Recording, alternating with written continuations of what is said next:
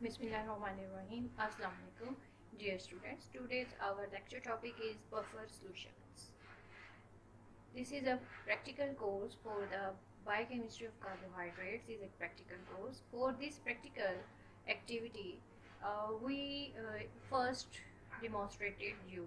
I first demonstrated you about the preparation of solutions. How can you make solutions by using different concentrations? Now we are switched on towards the buffer solutions. How can we make the buffer solutions? Buffer solutions are very important for the buffer solutions are also very important for their use in the in case of their they are very important for their use in the laboratory and also in the research field. The buffer solutions are very much important.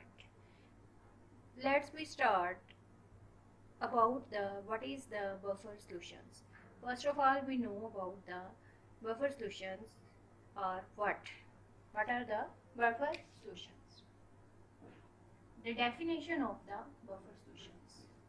Buffer solutions actually is one which solution which resists any change in pH when a small quantity of an acid or alkali is added to it. Buffer solutions definition is that these are that solutions which resist any change in pH when a small quantity of an acid or alkali is added to it. Buffer solutions never could be made by the strong acids because the strong acid can't be used to make a buffer solution because the strong acids completely dissociates. There are no undissociated acid molecules are present in solution in case of strong acids. So in that solutions, added hydrogen ion to strong acid solutions results in an increase in the H plus concentration, hydrogen ion concentration, and therefore a fall in the pH because of the hydrogen ions will not be consumed by the conjugate base to produce the undissociated acid molecules. That's why we never use strong acids for the formation of the buffer solutions. For example, HCl, HNO3, H2SO4. These are the highly strong acids, and also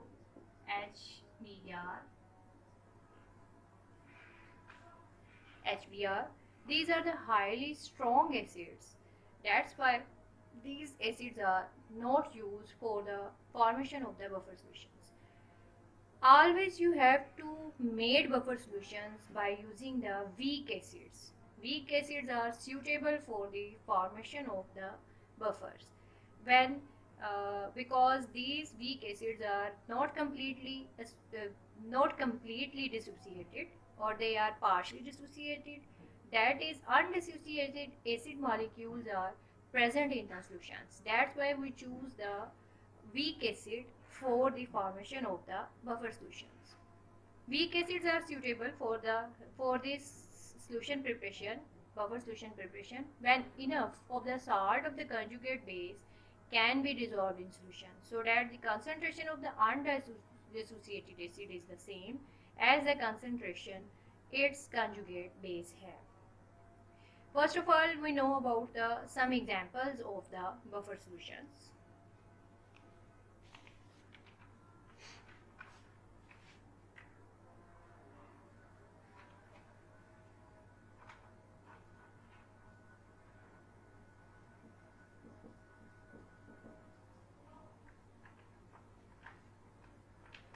Different weak acids and their conjugate base, effective pH of that solution. Weak acids, first of all, acetic acid and their salt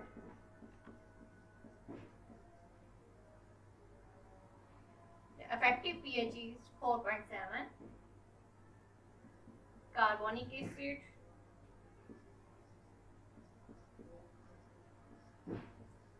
and their related salt. The effective pH is 6.4.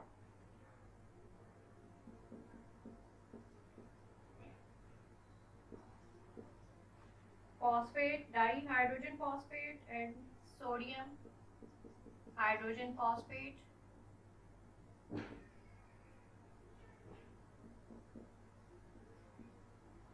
Hydrogen carbonate and sodium bicarbonate. Sodium carbonate, their effective pH is 10.3. KH2, PO4 and K2H PO4, and its effective pH is 7.2. These are the some examples of the buffer solutions: weak acids, their conjugated base, and the effective pH. CH3COOH, acetic acid with its salt CH3COONA, having the effective pH of 4.7. H2CO3 with the sodium carbonate, sodium bicarbonate, bicarbonate with sodium bicarbonate, NaHCO3, having the effective pH of 6.4. H2PO4 and sodium Na2HPO4, phosphate and the sodium phosphate salt, having the effective pH of 7.2. HCO3 and the sodium carbonate Na2CO3, having the effective pH of 10.3. Having the effective pH of 10.3. KH2PO4 and K2HPO4, having the effective pH of 7. Having the effective pH of 7.2.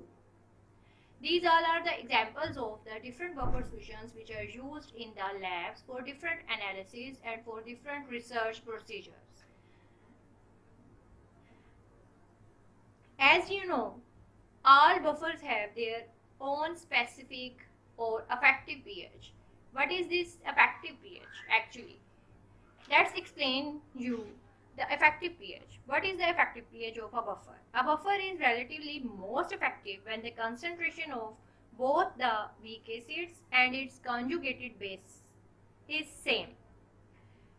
This effective pH is that pH at which the concentration of both the weak acid and their conjugate base is same.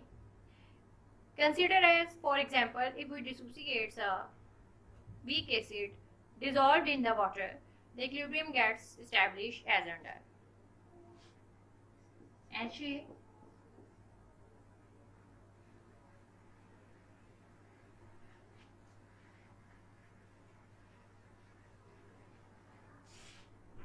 dissociated into H plus ion and A. That is the base, conjugate base, and this one is the ion, and this one is the weak acid. When the concentration of the weak acid and the conjugate base are becomes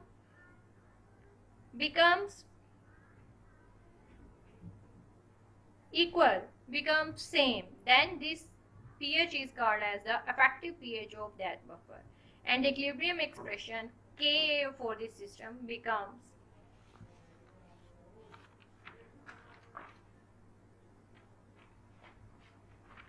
established.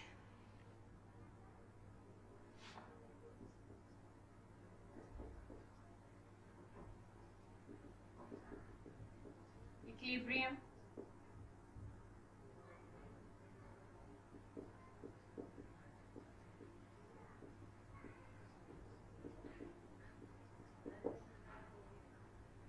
at that pH, which is the effective pH of the given buffer, at that pH this buffer resists any change in pH when we add an acid or an alkali to this solution. So that's why this pH of the buffer is called as the effective pH of that buffer. Now we will have to, by one example, we will have to study how can we prepare a buffer.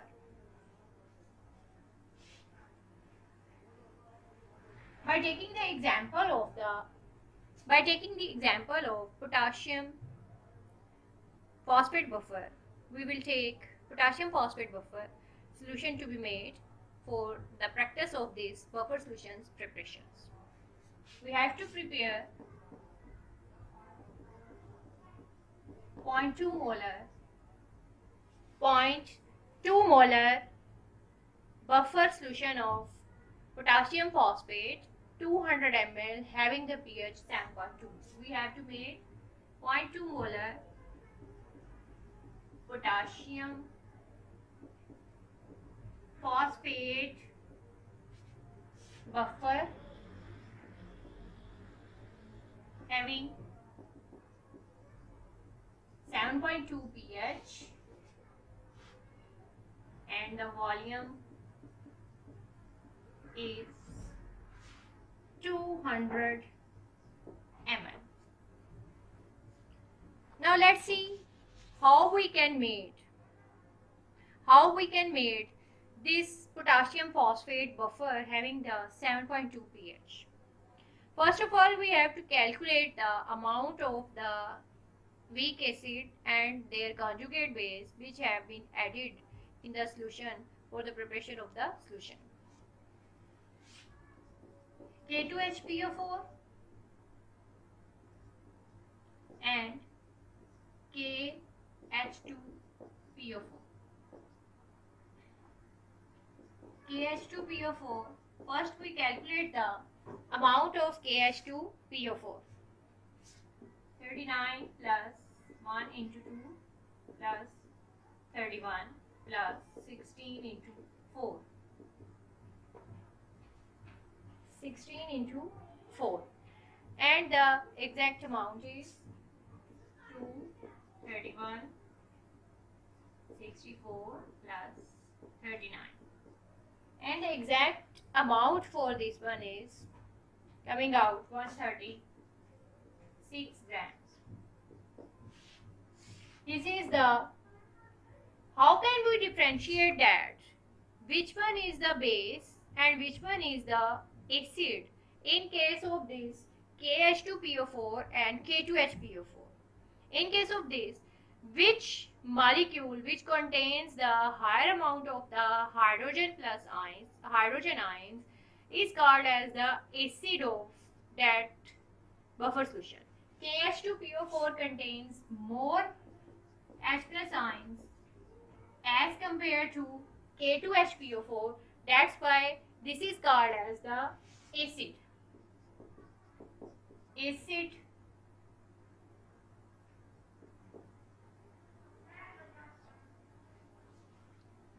So 136 grams. If we take 136 grams of acid and dissolved it in 1000 ml, then it would be the 1 molar solution. But we need the 0.2 molar solution. You have very better idea about the, now you have a better idea about the formation of the molar solutions, which I discussed with you earlier, students. Our required molarity is 0.2. So we have to multiply this required molarity with the molecular mass of the KH2PO4 and we get the amount which be taken, 34.8 grams. Now these 34.8 grams are dissolved in 1000 ml, then this would be called as the 0.2 molar solution.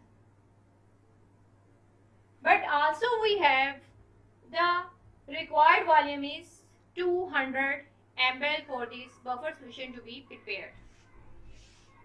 So we take unit formula. 1000 ml contains acid,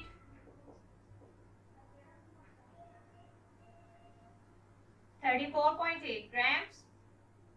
1 ml contains acid 34.8 by 1000, and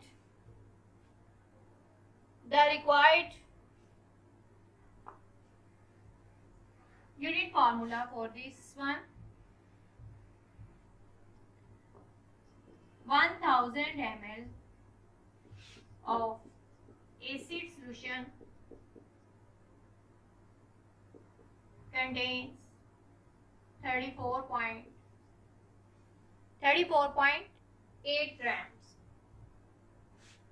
1 ml contains 34.8 divided by 1000, and 200 ml of acid solution contains 34.8 divided by 1000 into 200. Now the calculated amount for this solution to be prepared is 6.9 grams. Calculated amount for this solution to be prepared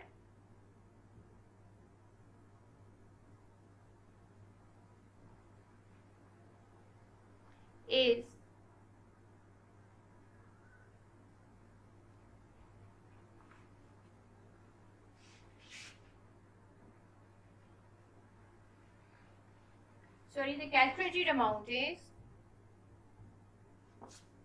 27.2 grams.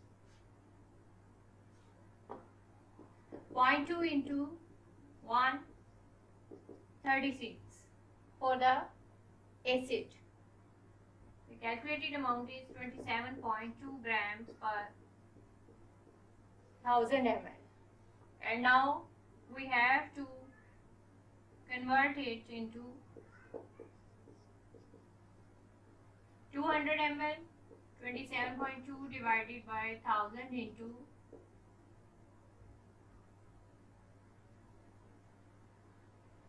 200. The calculated amount is 5.44 grams. 5.44 grams. So the calculated amount for the acid is 5.44 grams. If we taken 5.44 grams of the acid solution acid and dissolved it in the 200 ml, then it would be the 0.2 molar KH2PO4 solution. KH2PO4 solution. Then we calculate the amount of conjugated base salt solution K2H-PO4. In this case, 39 into 2 plus 1 plus 31 plus 64. The calculated amount is 174 grams. 174 grams. But this is the amount if we dissolve in 1000 ml, then it would be 1 molar. But our required molarity is again 0.2 molar. So we have to multiply it with the molarity, and we get the amount of it is 34.8 grams. This 34.8 grams is per 1000 ml. If we dissolve this 34.8 grams per 1000 ml, then we get the 0.2 molar solution of that. But we have to need the prepared solution is 200 ml.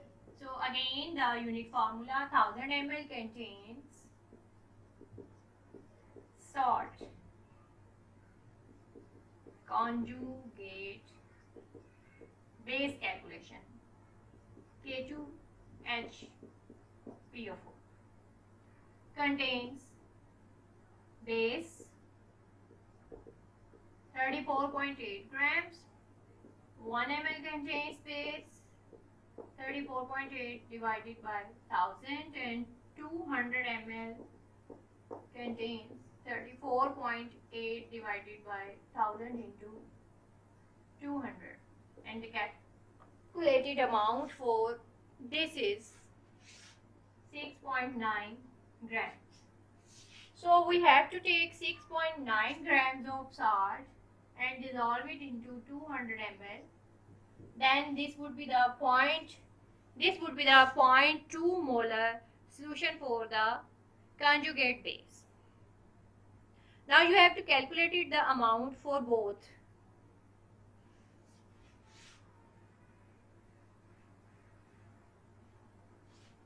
We have to make 0.2 molar solution of acid KH2PO4. The amount is 5.44 grams dissolved per 200 ml. 5.44 grams of acid is dissolved per 200 ml. 0.2 molar solution of base K2HPO4 and the amount is 6.9 grams to be dissolved per 200 ml. For the preparation of the buffer solution, now we made first of all we made this two separate solutions of these 200 ml solutions of both the acids and the base solutions in two separate flasks. Now we made these two solutions into separate flasks, acid solution 200 ml and base solution 200 ml. By using these amounts, 6.9 grams of base dissolved in this solution and 5.44 grams of acid dissolved in this solution. By using the distilled water, we made again I would say that you have not to make 200 ml as such and dissolve this amount of acid and base into this solution. You have first dissolved this salt, conjugate base and acid into little amount of distilled water and then have to make the volume of that solution up to 200 ml by using the measuring cylinder. When you made these two separate solutions of acid and base solutions, what we'll do next? What we will do next? So we have to make the buffer solution and we have know that the effective pH of this buffer solution is 7.2. So we have to maintain the pH of that solution at 7.2. Now you have taken the whole amount of the base solution, 200 ml of base solution taken, and in this solution of base, the acid solution is added bit by bit until the required pH is attained. Okay, let's see, students.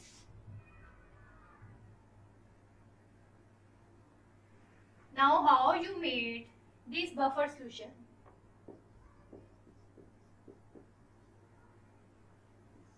We will take the whole 200 ml of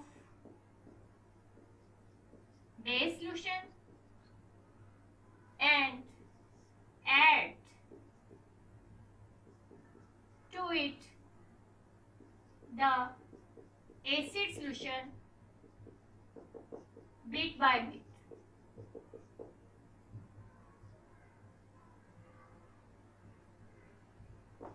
To attain the required pH 7.2 in this case. 7.2 in this case. What is mean by bit by bit? Bit by bit means very drop by drop. You have to add the acid solution in the base solution by drop. And how you can check the pH of that solution? By using the pH meter. You have to insert the pH meter in this acid solution insert pH meter in this base solution, and then you have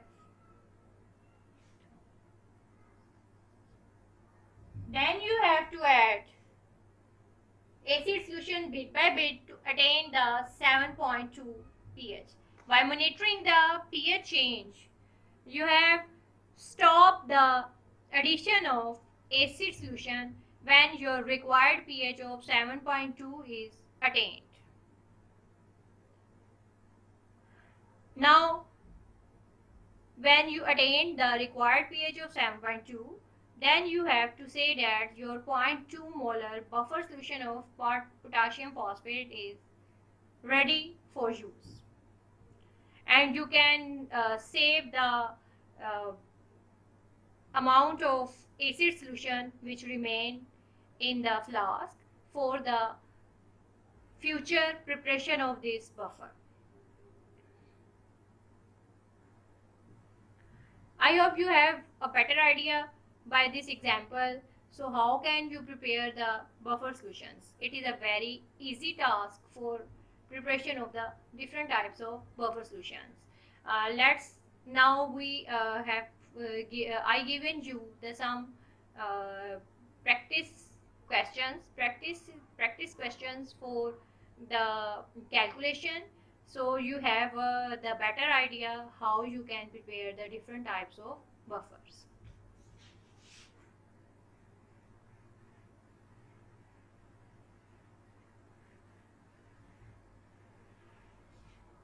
Practice questions.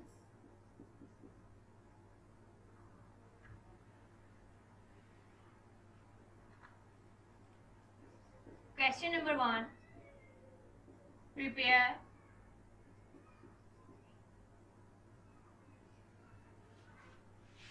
300 ml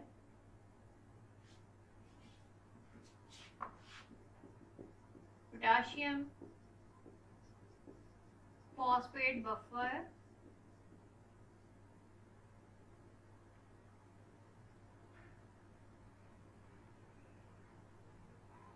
of 0.5 molar having pH 7.2. Having pH 7.2.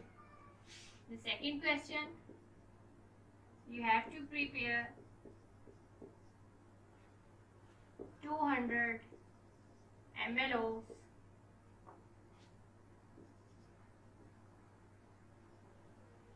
now I give the other buffer solutions for your practice.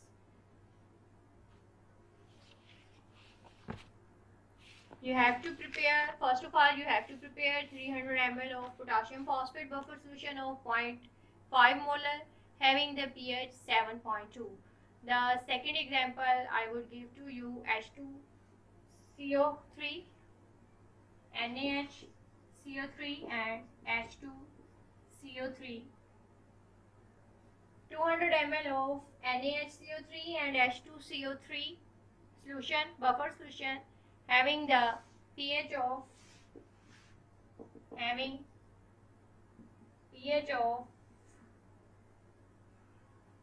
6.4,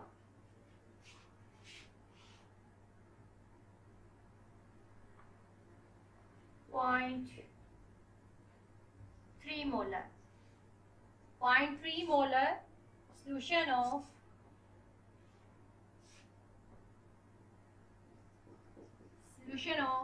NaHCO3 and H2CO3 having pH of 6.4. Question number 3. You have to prepare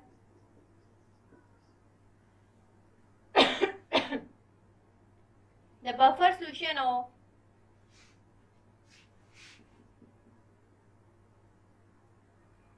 0.4 molar 200 ml solution of Now the sodium acetate buffer, CH3 COOH and NaH, CH3 COOH and CH3 COONA. Acetate buffer having the pH of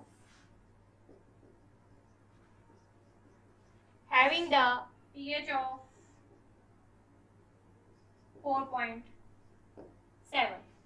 Now you have to calculate the required amount of these three buffer solutions for practice by getting through these practices and by calculating the amount required for these buffer solutions. You have get the better idea for the formation of the buffer solutions. How can you make the different types of buffer solutions? That's all about the today's lecture of buffer solutions. I hope you have now knowing the better, getting through the better idea of the buffer solutions, how can you prepare and what is the buffer solutions actually. These are very important solutions for the labs, for the research, especially in case of biochemistry lab. So you have all students, you have to know the idea how can you prepare the different types of buffer solutions.